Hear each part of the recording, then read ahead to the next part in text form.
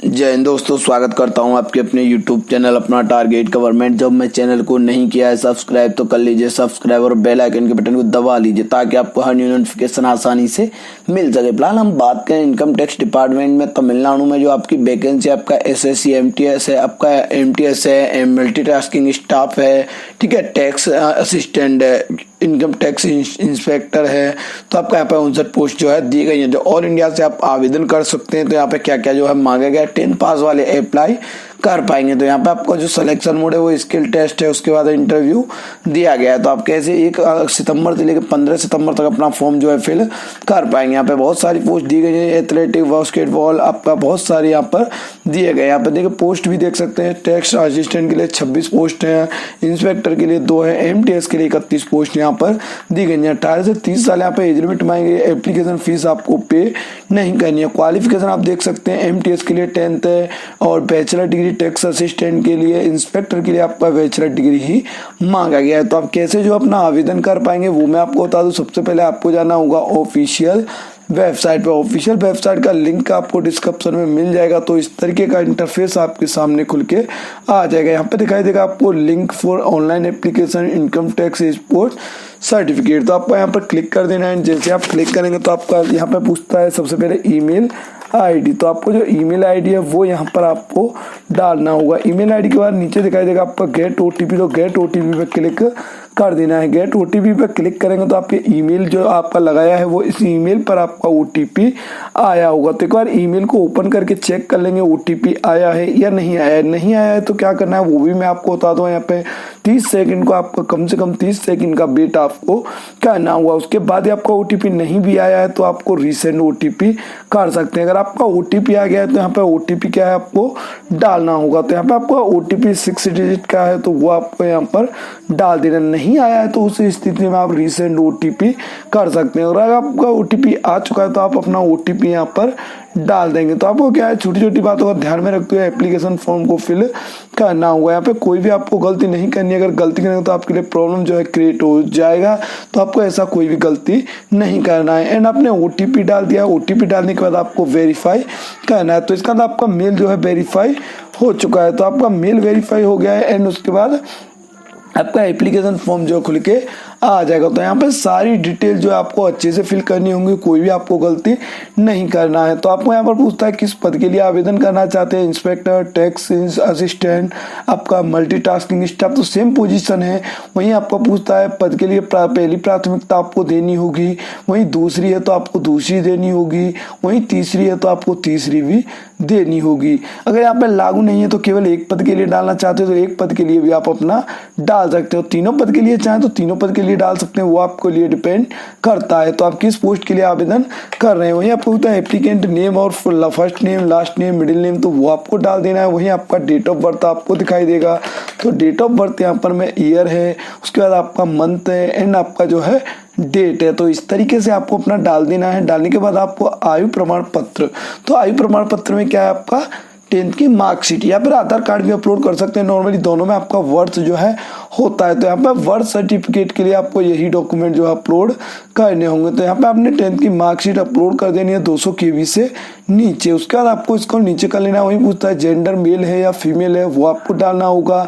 And पूछता है category general, OBC, SC ST किस कैटेगरी से बिलोंग करते हैं। उसके बाद आपको अपना जाति प्रमाण पत्र यहाँ पर अपलोड कर देना है। एंड पूछता है उम्मीदवार भागीदार उम्मीद विभागीय उम्मीदवार, तो आप डिपार्टमेंट कैंडिडेट हैं, EWS है, SC है, ST है, OBC है तो वो आपको कर लेना है। नहीं है तो आपको नो कर देना है। तो यहाँ पे आपको जो सर्टिफिकेट अपलोड करना होगा जाति प्रमाण पत्र। तो उसके बाद आपको पूछता है नेशनलिटी, तो आपको नेशनलिटी यहाँ पर सिलेक्ट करना होगा। नेशनलिटी आप सिलेक्ट करेंगे। उसके बाद पूछता है ग्रेजुएशन है या मेट्रिकुलेशन है तो वो आपको डालना होगा। यहाँ पे शैक्षिक योग्यता अपलोड कर देनी है जो आपकी हायर क्वालिफिकेशन दी हुई है। तो आपको इसके बाद नीचे कर लेना है। इसको नीचे करेंगे तो आपको नीचे यहाँ पर दिखाई देगा आपका डाटा। तो आपको देखा खेल आपका कौन सा खेल आपका एथलेटिक है, बैडमिंटन है, बास्केटबॉल है, क्रिकेट है, फुटबॉल है, गोल्फ है, जिम्नास्टिक है, हॉकी है, किसके लिए आप आवेदन कर रहे हैं। तो जो सर्टिफिकेट आप यहाँ पर अपना सिलेक्ट कर लेंगे, इसमें नहीं है तो आपको अदर जो है कर लेना है। तो यहाँ पे क्या है, छोटी छोटी बातों का ध्यान रखना है एंड आपको यहाँ पर जो है आपका सर्टिफिकेट अपलोड करना होगा। ठीक है, आपको स्पोर्ट्स सर्टिफिकेट अपलोड कर देना है एंड आपको नीचे कर देना है। उसका डिटेल ऑफ बेस्ट प्रेफरेंस, तो आपको परफॉर्मेंस कैसा रहा है तो आपको वो डालना होगा। आपका कौन सा रहा है, आपको गोल्ड मेडल से नवाजा गया है, किससे नवाजा गया है, वो आपको यहाँ पर डालना है, सिलेक्ट कर देना है। तो यहाँ पे क्या है, देखिए यहाँ पे नीचे आपको दिखाई देगा, कृपया उपरोक्त प्रश्न ख के उत्तर के अनुसार यहाँ पे आपने जो पदक जीता है वो अपलोड करेंगे। तो यहाँ पे देखिए आपको ने अपलोड किया था आपका सर्टिफिकेट, तो आपका जो सर्टिफिकेट है वो स्पोर्ट का वो आपने अपलोड किया था। वहीं आपको पूछता है प्रतियोगिता प्रमाण पत्र, तो प्रमाण पत्र मिला होगा या आप सर्टिफिकेट ही अपलोड कर सकते हैं। ठीक है, तो उसका नीचे आपको कर लेना है अंतरराष्ट्रीय खेल में आयोजन का विवरण दें यदि आपने खेली हो तो, और नहीं है तो आप खाली छोड़ देंगे। तो ठीक है, आपने कोई भी खेला तो आप यहाँ पर कृपया राष्ट्रीय खेल आयोजन का विवरण दें यदि कोई खेला हो। तो आप 2 बार विवरण मांगा गया, अगर आपके पास अवेलेबल है तो आप यहाँ पे खेल का आयोजन किस वर्ष महीने में हुआ था, किस स्तर पे हुआ था, कब हुआ था, क्या आपने स्थान प्राप्त किया था। तो यहाँ कॉलेज में आपने विश्वविद्यालय की तरफ से खेला है, स्कूल की तरफ से खेला है। ठीक है, तो शारीरिक दक्षता में राष्ट्रीय पुरस्कार से सम्मानित किया गया, आपको फिजिकल पीईटी की आपने अवार्ड दिया गया है तो आप यहाँ पर दे सकते हैं। उसके बाद पूछा डिटेल ऑफ लेटेस्ट प्रीफ्रेंस, तो आपका लेटेस्ट प्रीफ्रेंस आपका क्या है, अगर आप लेटेस्ट में कोई आप जो है अध्ययन प्रदर्शन का विवरण देना चाहते हो, परफॉर्मेंस किया है हाल ही में, तो वो आप अपना लगा सकते हैं एंड यहाँ पर आपको सर्टिफिकेट अपलोड कर देना है। करने के बाद खेलों में पिछले 6 वर्षों में सर्वोच्च प्रदर्शन का विवरण 2018 से 23 के हाईएस्ट आप डिटेल दे सकते हैं कि आपने 23 में क्या किया है, 22 में क्या किया था, 21 में क्या किया है, 20 में। ठीक है, आपका यदि न हो तो उपलब्धि में एनए लिख देंगे, नहीं है तो आपको एनए लिख देना है, अगर है तो आप यहाँ पे डिटेल दे सकते हैं। तो आपको डिटेल क्या क्या देना है वो मैं आपको बता दें। यहाँ पे आपका सभी प्रमाण पत्र जहाँ भी लागू हो संलग्न किए जाएं।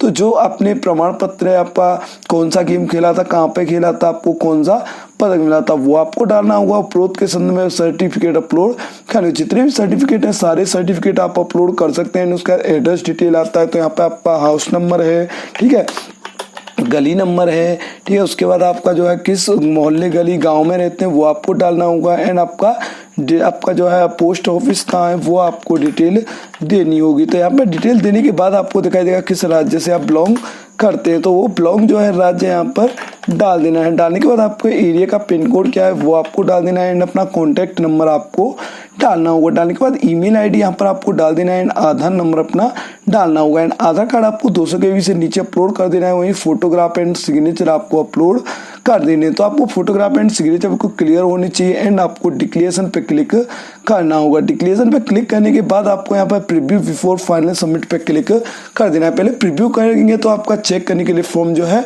आ जाएगा एंड सबमिट करने के बाद आपका इस तरीके का इंटरफेस खुल के आ जाएगा। यहाँ पे आपको download your response as PDF कर देना है। तो आपका एप्लीकेशन फॉर्म जो है डाउनलोड होकर आ जाएगा। यहाँ पे आप देख सकते हैं आपका एप्लीकेशन फॉर्म जो है डाउनलोड होकर आ गया है। तो इसको आपको प्रिंट कर लेना है और कहीं सेव कर लेना है या प्रिंट निकाल के रख देना है, ताकि नेक्स्ट टाइम जब भी जरूरत पड़े तो आपको कोई प्रॉब्लम ना आए। जो भी नेक्स्ट अपडेट आएगा तो आपके फॉर्म की आपको आवश्यकता पड़ने वाली है। तो आशा करता हूँ आपको वीडियो काफी पसंद आएगा और आपके लिए काफी हेल्पफुल रहा होगा। ऐसे हेल्पफुल अपडेट्स के लिए हमारे चैनल को सब्सक्राइब कर लें। Thank you for watching. अपना टारगेट गवर्नमेंट जॉब।